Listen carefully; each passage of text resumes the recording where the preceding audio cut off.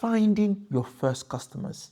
So you've accepted the mission and you're going to do the selling yourself, at least for now. You've understood the 4 pillars of value and you started thinking about how to build trust before you have a brand. Good. Now the question is, who exactly are you selling to and how do you go about finding them? This is where I see a lot of AI builders go wide when they should go narrow. They think our product could help anyone who works with data. And maybe that's technically true, but trying to sell to everyone is the fastest way to ensure that unfortunately you don't sell to anyone. So in this segment, we're going to get very specific.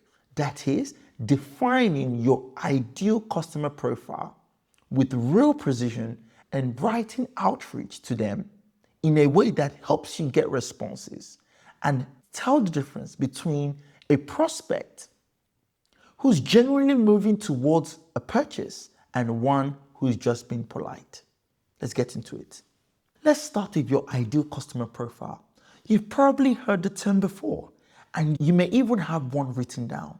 But here's a gentle test. If your ICP says something like mid-market SaaS companies in North America, that's not quite an ICP yet. That's a market segment, which we've spoken about before. A truly useful ICP is specific enough that you can sit down on a Monday morning and build a list of 50 companies and 50 real people you are going to contact that week. Here's something to remember. Your ICP has 2 layers. The first layer is the company, specifically what size, what industry, what geography. And crucially, what buying triggers makes them need your solution right now. That trigger may be a new funding round, a new leadership hire, an expansion into a new market, or a regulatory change. The trigger turns your company from one that could theoretically pay for your product into one that wants to purchase right now. The second layer. This is the one most AI builders skip.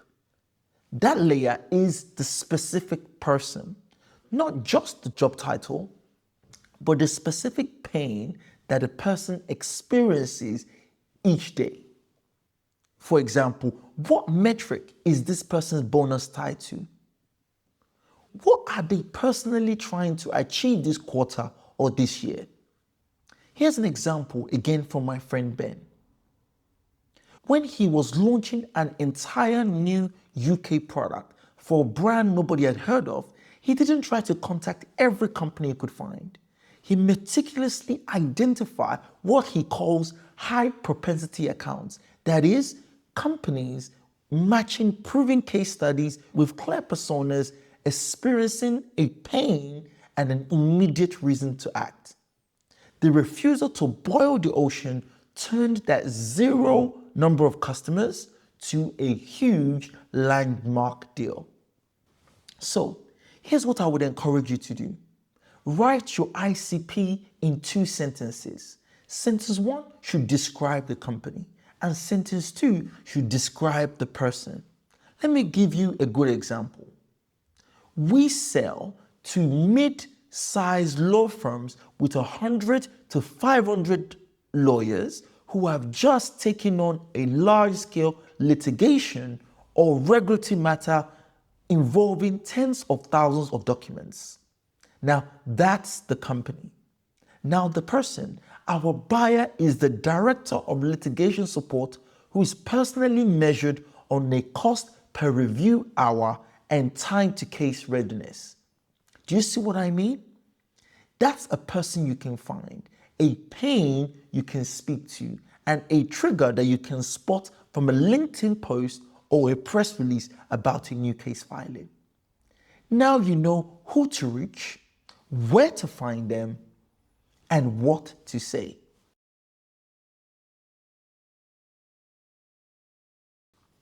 Great. Now let's talk about the outreach. Once you know who you're targeting, The instinct you probably have is volume. Let's send as many emails and blast as many messages as possible. But the data tells something different. A 2025 study by Belkins analyzed 16,000 cold B2B emails and found that the average reply rate was 5 to 6%. 19 out of 20 messages gets ignored. But campaigns using deep personalization, genuine research into the recipient's challenge, not just a first name merge tag, achieve reply rates that are 2 to 3 times higher than previously. Smaller, targeted campaigns of fewer than 50 contacts outperformed mass blast by nearly 3 times. I'll repeat, smaller, tighter campaigns of fewer than 50 contacts outperformed mass outreaches or email blasts by at least 3 times. This brings us to a principle that I think is most useful in early sales: the rule of 1. Every outreach message should be written for one reader, one problem, offering one solution with one clear call to action.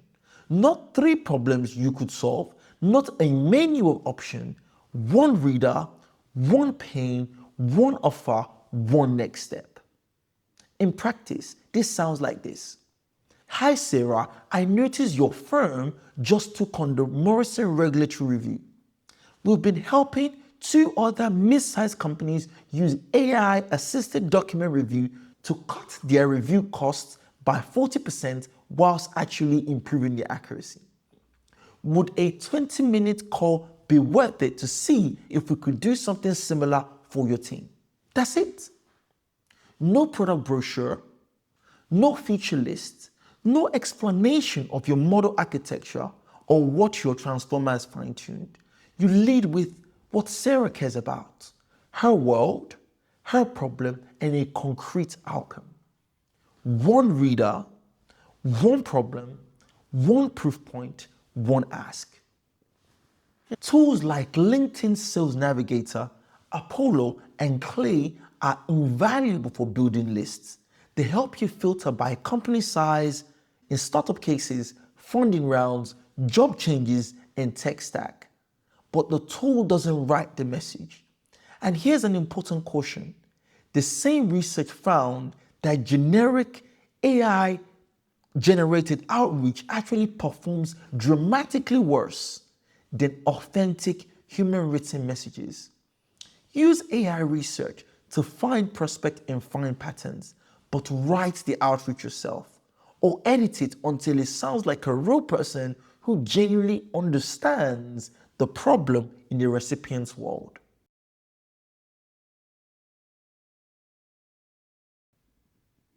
Great, let's go to the next step.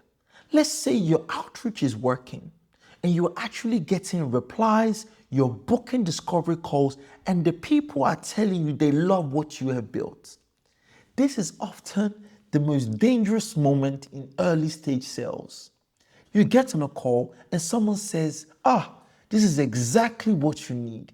And your heart races. You think, oh my God, we are about to close our first big deal. And then nothing. The follow-ups go unanswered. The internal review stretches from 2 weeks to 2 months. And then suddenly, out of the blue, your contact stops responding. In sales, this is called happy ears. Hearing exactly what you want to hear rather than actually what has been said. It's completely natural. When you've been building something for months and someone finally tells you it's brilliant, your brain wants to believe that the deal is done. Here's an example that I've personally faced early on in my career. I often get enthusiastic nods from contacts and I assume that the deal is closed. Then somebody from IT or finance would appear with a critical objection and the whole thing would fall apart or stall for months. The cure is a simple framework: BANT. That is budget, authority, need, and timeline. 4 diagnostic questions you can ask yourself after every single prospect conversation. Budget. Does this organization actually have money allocated for something like this? Or would they need to build a case internally? Authority. Can the person you are speaking with make the purchasing decision, or who else needs to be involved? Need. What specific problem are they solving, and how urgent is it really? Not just we need better analytics, but what's happening right now that makes this urgent? And timeline.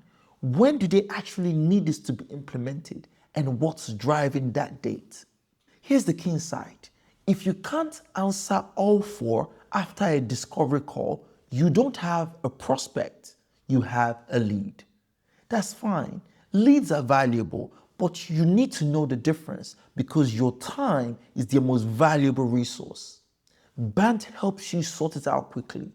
Which conversation deserve your full attention this week, and which should you circle back to next month?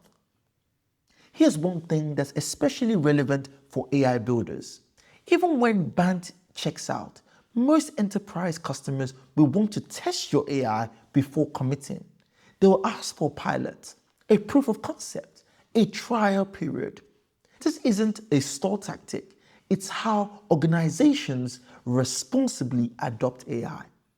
Expect it, plan for it, make sure your pilot is designed to demonstrate clear value within a very defined and clear time frame. A well-structured 2 to 4 week pilot with agreed success metrics is one of the most powerful closing tools an AI builder has. It turned skepticism into evidence.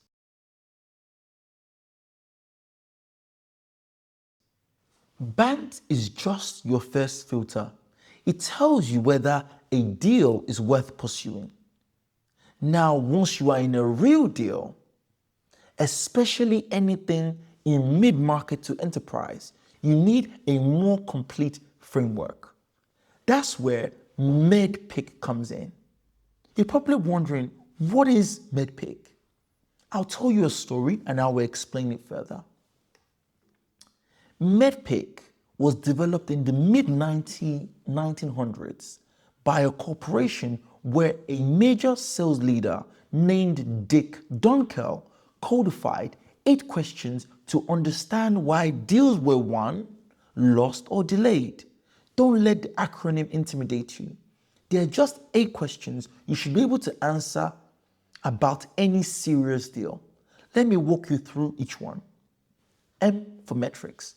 What specific, measurable, quantifiable outcome is your prospect trying to achieve? Not better efficiency, a real number. Here's some questions you can ask. What percentage savings would make this project worthwhile for you? When they give you a concrete number, you've been handed the yardstick they will use to measure your success. E is economic buyer. This is the person who ultimately signs the check. Now, they might not be on your first call, but you need to know who they are and whether they've seen the potential ROI. D, decision criteria. This is how do they evaluate and compare solutions? Is it price, integration speed, security, support? This matters enormously for AI products because you might be competing against another vendor or an in-house build or simply the inertia of the status quo. The second D is the decision process. What are the steps between we like this and a signed contract?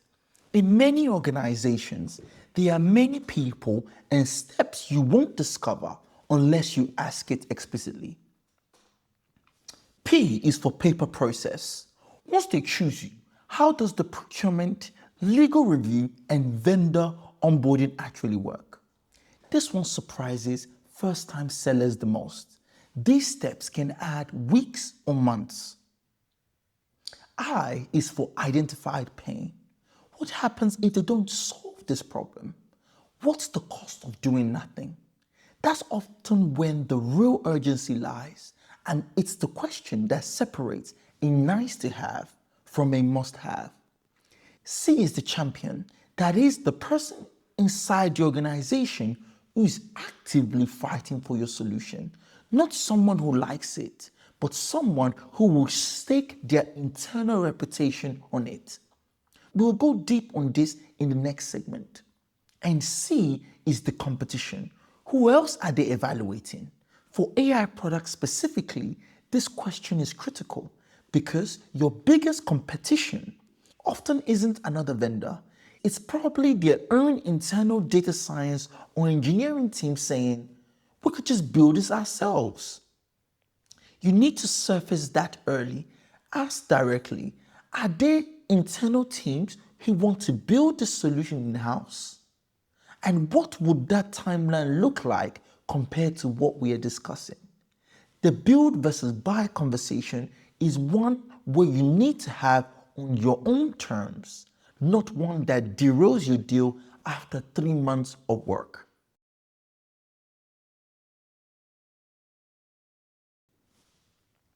The power of the MEDDPICC framework for builders is this. After every call, pull up these 8 letters and ask yourself, what do I know? What is still missing? These gaps tell you exactly what you need to ask next time. It's not about being corporate. It's about making sure you never get surprised by a deal that stalls for reasons you haven't uncovered earlier. So now you've got to a precise ICP and you're running a smart, personalized outreach. You have the diagnostics tool to help you differentiate from a real deal versus just a friendly conversation. Hopefully, here's what happens next. You start closing deals. 3 deals become 5, 5 deals become 10, and you realize that the scrappy one at a time approach won't get you to 100. In the next segment, we'll talk about building a simple revenue engine. We'll map your funnel math and explain why an enthusiastic user isn't the same as a champion. And we'll cover how to structure a proposal that sells the problem, not the product. Great job. Let's keep going.